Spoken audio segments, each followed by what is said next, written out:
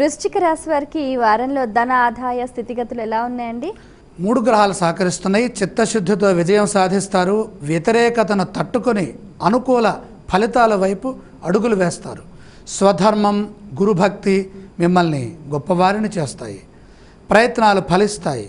ధన వృద్ధి ఉంది. నూతన ప్రయత్నాలు ఉత్సాహాన్ని ఇస్తాయి. కుటుంబ వాతావరణం ప్రశాంతతని కలిగిస్తుంది. స్వంత నిర్ణయాల కంటే సమిష్టి నిర్ణయాలు మేలు చేస్తాయి. క్రమంగా విజయావకాశాలు పెరుగుతాయి. అన్ని విధాల శుభకాలం. ఈ రాశి వారు పఠించవలసిన స్తోత్రాలు ఏవండి?